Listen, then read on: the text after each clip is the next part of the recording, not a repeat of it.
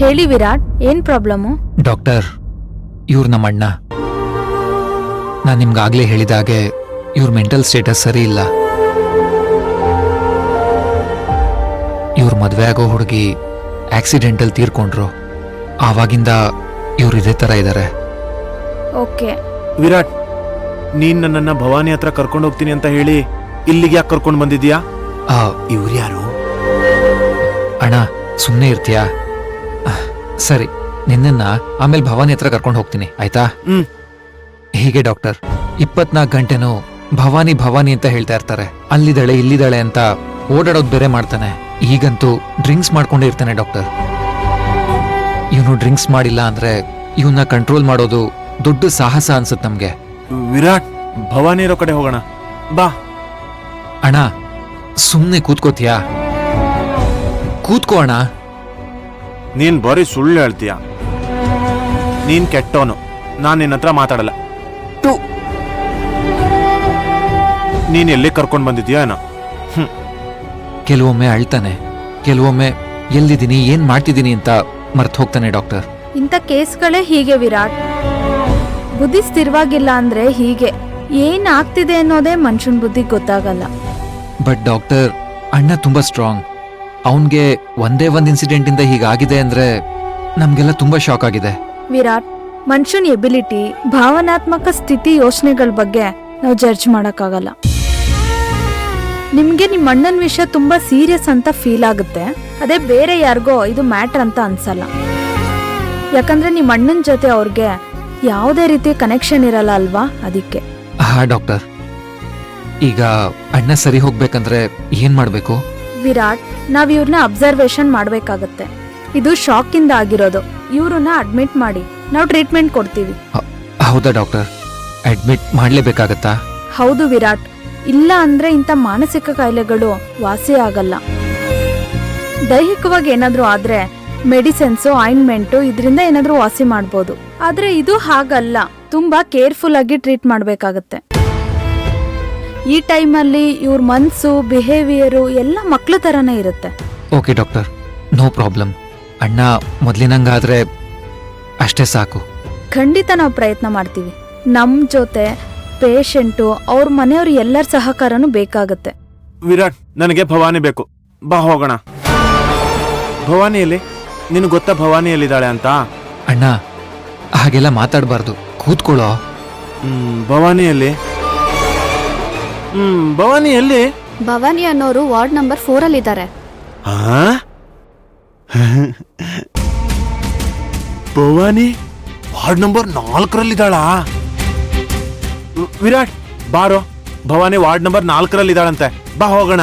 ನೋಡಿದ್ರೆ ಡಾಕ್ಟರ್, ಭವಾನಿ ಅನ್ನೋ ಹೆಸರು ಕೇಳಿದ್ರೆ ಎಷ್ಟು ಅಲರ್ಟ್ ಆಗ್ತಾನೆ ಅಂತ. ನೋಡು, ನೀನ್ ಬರ್ತೀಯೋ ನಾನು ಒಬ್ನೇ ಹೋಗ್ಲೋ? ವಿರಾಟ್ ಬಾ ಹೋಗೋಣ. ಅಣ್ಣ, ಇವರು ನಿನ್ ಭವಾನಿ ಅಲ್ಲ. ಇಲ್ಲಿ ಎಷ್ಟೋ ಜನ ಭವಾನಿ ಅಂತಿರ್ತಾರೆ, ಅವ್ರು ಬೇರೆ. ಸುಮ್ನೆ ನನ್ ಮಾತ್ ಕೇಳು. ವಿರಾಟ್, ನೀನ್ ಏನೇನೋ ಹೇಳ್ಬೇಡ, ಬೇಗ ಬಾ, ಇಲ್ಲ ಅಂದ್ರೆ ಭವಾನಿ ಹೊರಟೋಗ್ಬಿಡ್ತಾಳೆ. ಅಣ್ಣ ಪ್ಲೀಸ್ ಕೂತ್ಕೋ, ನನ್ ಮಾತ್ ಕೇಳು. ಇವನ್ ಏನ್ ಹೇಳಿದ್ರು ಕೇಳ್ತಾ ಇಲ್ಲ. ಭವಾನಿ ಅಲ್ಲಿದ್ದಾಳೆ, ಭವಾನಿ ಅಲ್ಲಿದ್ದಾಳೆ, ನಾವು ಹೋಗ್ತೀನಿ. ಅಣ್ಣ, ಡಾಕ್ಟರ್ ಒಂದ್ ನಿಮಿಷ ಬಂದೆ.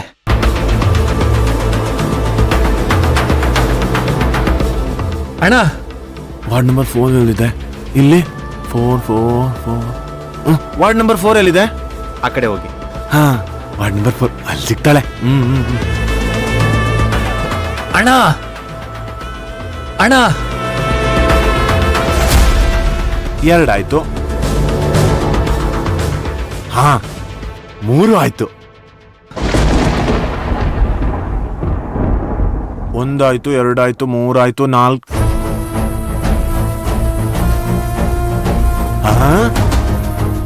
ಇದೇ ವಾರ್ಡ್ ನಂಬರ್ 4. ಅಂದ್ರೆ ನನ್ ಭವಾನಿ ಇರೋದು ಇಲ್ಲೇ.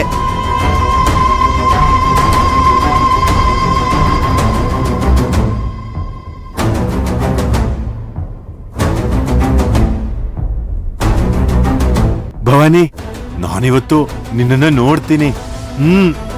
ನಾನ್ ನೋಡ್ತೀನಿ. ನಾನ್ ಬಂದೆ ಭವಾನಿ, ಬಂದೆ. ಅಣ್ಣ, ಭವಾನಿ ಇಲ್ಲಿಲ್ಲ. ಇಲ್ಲೇ ಇದ್ದಾಳ್ ಕಣೋ. ನೀನ್ ಬಿಡು. ನೋಡು, ವಾರ್ಡ್ ನಂಬರ್ 4 ಅಂದ್ರೆ ಭವಾನಿ ಇಲ್ಲೇ ಇದ್ದಾಳೆ. ಅಣ್ಣ ಭವಾನಿ ಬೇರೆ ಕಡೆ ಇದ್ದಾಳೆ, ನಾನ್ ನಿನ್ ಕರ್ಕೊಂಡು ಹೋಗ್ತೀನಿ ಬಾ. ಇಲ್ಲ ವಿರಾಟ್, ಭವಾನಿ ಇಲ್ಲೇ ಇದ್ದಾಳೆ. ಬಾ ಅಣ್ಣ. ಇಲ್ಲೇ ಇದ್ದಾಳೆ. ಇವನ್ ಕರ್ಕೊಂಡು ಹೋಗ್ತಿದ್ದಾನೆ ಭವಾನಿ, ನೀನ್ ಅಲ್ಲೇ ಇರು ಆಯ್ತಾ?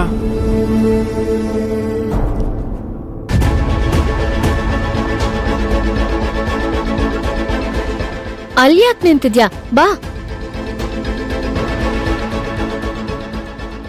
ಏನೂ ಆಗಲ್ಲ, ನಾನಿದ್ದೀನಿ, ಬಾ. ನೀವ್ಯಾಕ್ರಿ ಬಂದ್ರಿ? ಡ್ಯಾಡ್, ನಾನೆಲ್ಲ ಹೇಳ್ತೀನಿ. ಅಲ್ಲಮ್ಮ, ಮನೆ ತನಕ ಯಾಕೆ ಬಂದ್ರು? ನಾನೆಲ್ಲ ಎಕ್ಸ್ಪ್ಲೇನ್ ಮಾಡ್ತೀನಿ ಡ್ಯಾಡ್, ಬನ್ನಿ.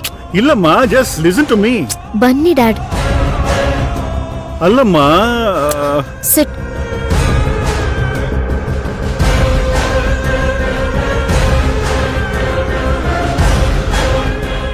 ಏನಾಯ್ತಮ್ಮ?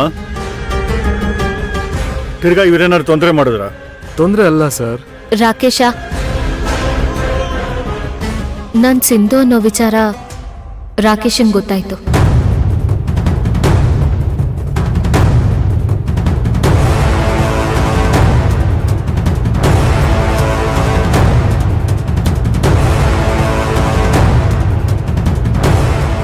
ನಾನ್ ಸಿಂಧು ಅಂತ ನಾನೇ ರಾಕೇಶಂಗ್ ಹೇಳ್ದೆ. ಅಂದ್ರೆ ಇವ್ರಿಗೀಗ ಎಲ್ಲ ವಿಚಾರನೂ ಗೊತ್ತಾ? ಗೊತ್ತು.